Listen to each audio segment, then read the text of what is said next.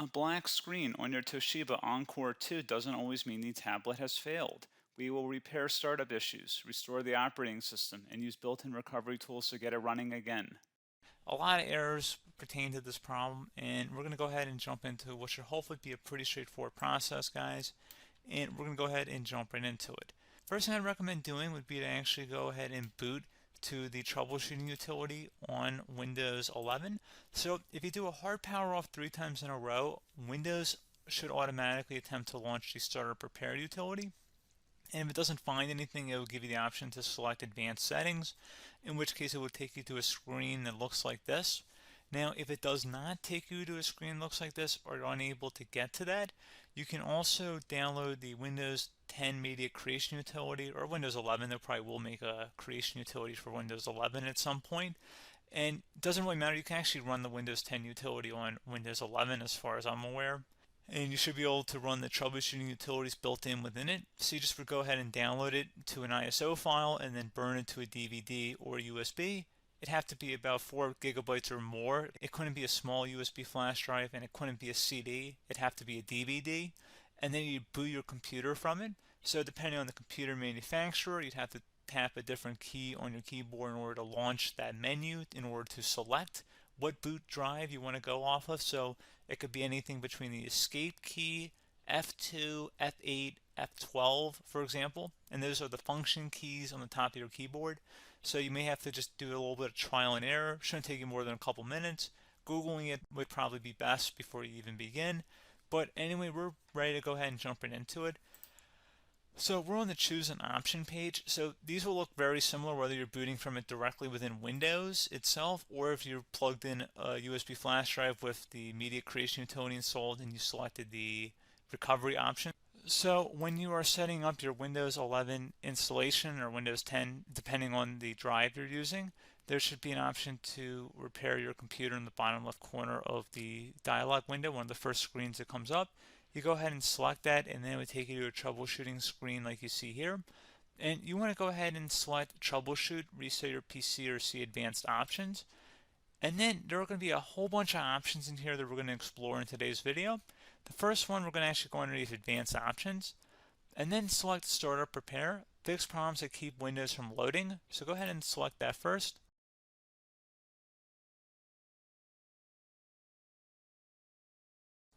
Okay, so you can see it could now repair our PC. That was our first option we could try.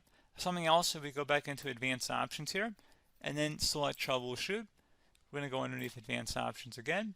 You can go ahead and actually access safe mode by selecting startup settings.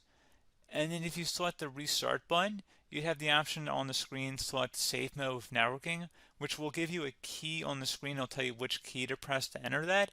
I believe it's the F7 key. It'll do that for you. I'm not going to go over that in today's tutorial because I don't really want to go into safe mode, but you're more than welcome to attempt that by going into here and then selecting restart. Again, it'll launch another screen. It'll say what key do you want to press, and it'll give you like 7 or 8 different options, and you want to select safe mode with networking. There's also an option for a command prompt too, but that's going to be something we're going to cover later in this video, and we don't even have to go through that in order to access it. So that's why I'm not going to really push for that, because unless you know exactly what's causing the problem, you probably don't need to go into safe mode. Unless you're trying to recover files, in which case then you definitely can go into safe mode, but we're trying to actually recover our computer here. So I hope that makes sense. Something else we can also try here as well would be to uninstall updates, remove recently installed quality or feature updates from Windows. So if you go ahead and select that, you can uninstall the latest quality updates, which generally is the more day-to-day updates. Feature updates are the less regularly released ones, like the big ones. I would equate it to service packs in like Windows 7 and Windows Vista and Windows XP. So larger updates that occur once or twice a year at most. And the quality updates are more just a regular update. So probably obviously depend, it'll take longer if you're going to try and uninstall the latest feature update versus quality update. And maybe you don't need to go back that far. So just giving you guys a couple of pointers with that. Something else you can also look at here, and we're going to jump into the command prompt in a little bit, but you can select System Restore, which will use a restore point recorded on your PC to restore Windows. And this is something I would highly recommend here, guys. So select Next. Assuming you have a restore point saved on your computer, you go ahead and select the most recently created one, and you'll select next, and then you'll select the drive. You shouldn't actually have to select the drive. You can scan for affected programs, but we're going to keep it all default here, and then we're going to select finish. So once started, system restore cannot be interrupted. Do you want to continue? I think we're going to select yes. I don't think we have anything better to do on our computer right now, so just give it a moment here to initialize. It will take a couple minutes to run, obviously depending on how large your hard drive is and how much is saved on the system restore point. So just give it a couple minutes here.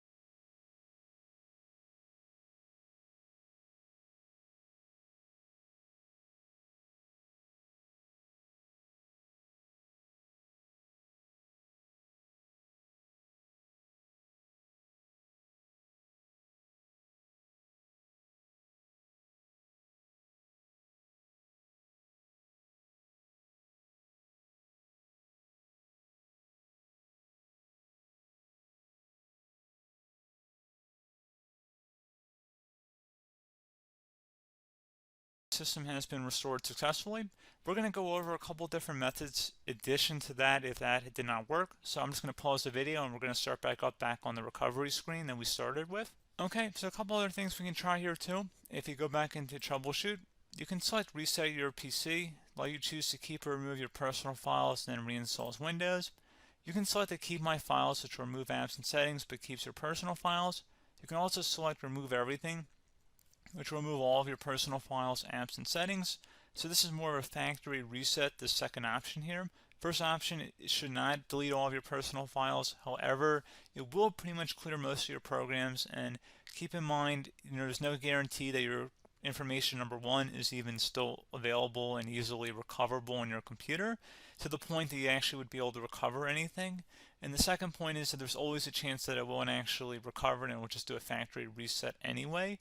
So there's no guarantee that actually would keep your files anyway. So I would recommend trying to get a recovery tool and backing that up first before selecting it anyway. But again, those are a couple different options. And then something else you can try here if you go back to the choose an option. Another option, if you go underneath choose an option and select troubleshoot, advanced options, and now select where it says command prompt. Okay, so the first thing we should do is type our main hard drive here. In most cases, it should be the C drive. So you just do a C colon and then hit enter on your keyboard. So once you're underneath the C drive, we're going to type in dir and then hit enter on your keyboard. It should have program files, users, and Windows all in there. That's how you know you're in the right directory.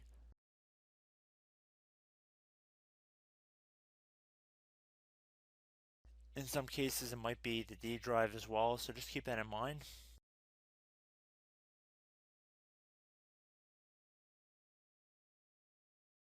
Next thing we're going to do is type in cd space /Windows /system32 /config,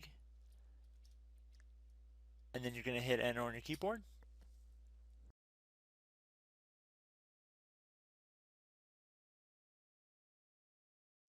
So now you're going to type md space backup. If you've seen other tutorials, it might also say to put down md backup. That's because the backup name is pretty common when you want to back something up. So you can name this whatever you want, doesn't have to be backup. So if you've already made a backup folder in the past, you could do backup 1, for example. So once you're done setting the name you want the backup to be called, hit enter on your keyboard again.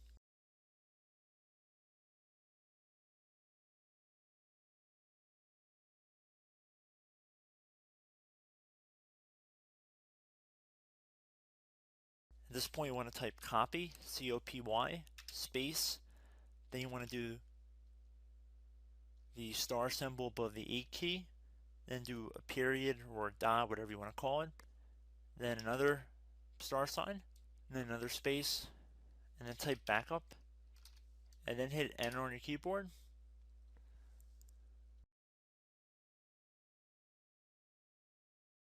Now you want to type cd reg back, R-E-G-B-A-C-K, and then hit enter on your keyboard. So now that we are under the reg back, so now you want to type dir again, and then hit enter.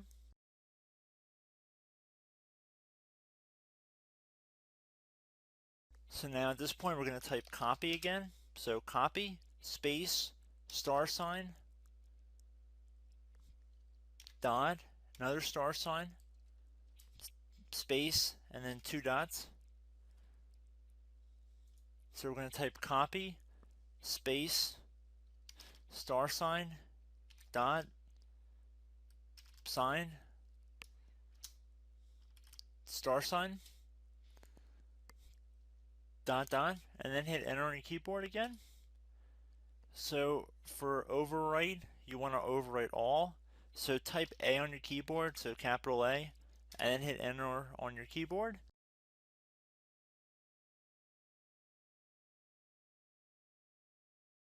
So at this point you should be good to go. You can close out of the command prompt window, and if you accidentally continue to Windows 10 you should be all set. So I hope one of these 3 or 4 different methods we went through in this tutorial helped you guys out. Again, I'm not sure if you guys heard me earlier, but try to go back into your safe mode if possible and uninstall any programs you know might be conflicting with the Windows startup if you can get into safe mode. So just keep that in mind. Something very simple like that could be blocking up everything. So again, I hope this tutorial helped you guys out, and I will catch you in the next tutorial. Goodbye.